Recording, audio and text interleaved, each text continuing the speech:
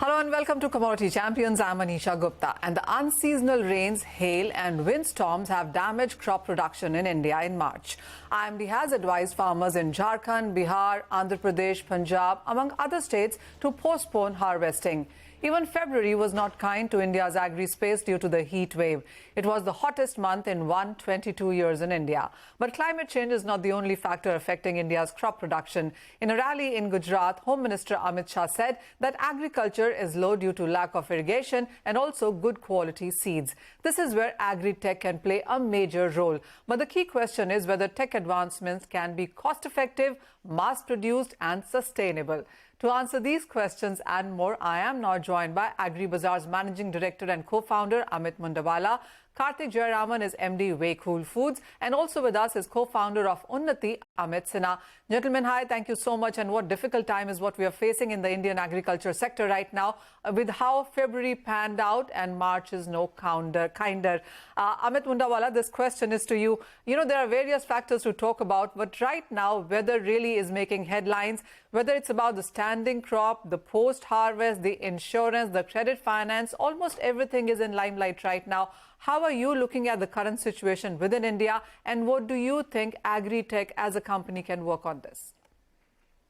Certainly, things are not favorable as of now, but I feel that as a country, we are quite prepared about it. Obviously, whether things are uncertain, but with the new technology, Agri-Tech initiatives, so right now, there is more precise which we can do at farm gate, where through remote sensing technology, AI, ML.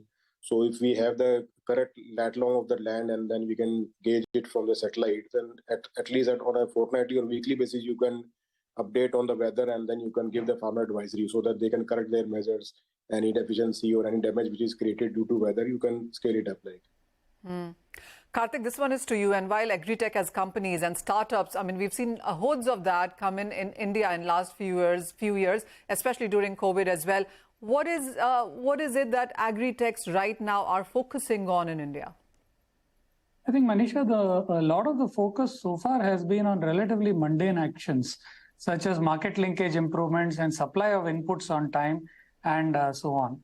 However, we believe that the need is a little more nuanced today. The only thing that's certain today about the climate is uncertainty. And it's time we started preparing for climate adaptation rather than just mitigation. For example, there's a crying need to introduce resilient seeds. We've started work on that. We've introduced seed tubers today that give an 80% yield despite very, very uneven rainfall compared to yields that can drop as high as 20%. So seed technology is necessary, and some of us as Agri-Tech players have started focus on that, though the gestation periods are long. The second is in improving storage post-harvest. There are technologies that are used all over the world which hitherto have not been employed in India, but now the time has come for us to start absorbing some of these. The third is the usage of predictive AI models to understand what the climatic shifts are going to be in the short term and in the precise area of the plot that the farmer uses, using IoT devices and other sensors, and how to predict the onset of diseases or uncertainties due to the sudden shifts in climate. So we believe these are the areas that will start becoming important going forward. Today, however, the focus has been on relatively mundane activities such as movement of goods, either through market linkage or through inputs. Karthik, I'm assuming we started doing what needed to be done at that point in time, but weather clearly seems to be becoming a bigger concern right now by the month and by the year, if I may say so. Amit Sinha, how are you looking at weather right now? And as Karthik pointed out, we need to move fast into this because there are just too many things to do at the same time. Very true, Manisha, and what Karthik said is quite right, and I would take it forward from there. So, agri, especially in India, in the kind of environment that we are in and the smallholder market that India is, it's a multi sort of a dimensional problem. And now we have got the urgency of climate and climate resilience being added on to whatever supply chain issues that our farmers faced, and the fact that farming in India is done in very small parcels of land. And in fact, India traditionally, the Indian agriculture has been very, very starved of digital services because the market is very unique and very different as compared to anywhere else in the world.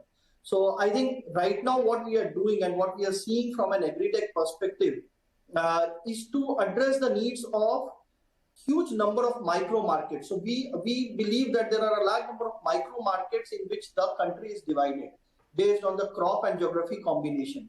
And whatever solutions are getting built today address the needs. For example, the stress on wheat in UP, and as you were saying, like there are some states where there is a lot of stress because of rains, and there might be some other states where there is a lot of stress because of a drought kind of a scenario. And this has been happening over the last few years, especially more pronounced. And this is where, people like us who are on the forefront of deploying the digital technologies into agriculture help farmers make their decisions much faster than what would have been traditionally possible. So in a lot of cases, farmers react late because they are very late in actually getting to understand what is the problem in their farm or what they are potentially going to foresee. Sure. Which agri-tech companies have been able to solve and are propagating at a much faster rate than what has been traditionally done. So I think there's a lot of impact from a risk management perspective and from the availability of what needs to be done in every micro market across the country. And the next level is about training the farmers better in terms of what they should be doing and whom they should be relying on for taking relevant decisions, which minimizes the impact, whether it is of unseasonal rains, whether it is of climate change, or lack of usage of the right technology in their field. Because one size fits all is not an answer for our country. It's a very micro-focused kind of a solutions that we have to build and keep building on an ongoing basis for various segments of the agri market as such. Oh, well, absolutely. One size does not fit all. And as you said, there are way too many technologies. What is cost efficient? What is sustainable is yet another question that many of the farmers would be asking. But this is a question I want to ask all of you, because when we talk about agri-technologies, I mean, there's a lot of push from the government as well in various schemes, digitization, drones, fertilization, seeding. There's a lot of technology that seems to be coming in all of these sectors here. Mr. Mundawala, this question is to you. How do you, one, look at the government policies, and two, what is the kind of funding that the agri-tech as companies are looking at right now? See, Manisha, the biggest challenge with all these agri-tech companies is about the farmer database. And precisely, the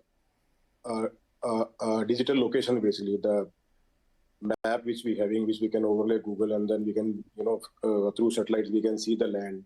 So that totally depend on the central government, and they have taken a very strong initiative. They're creative.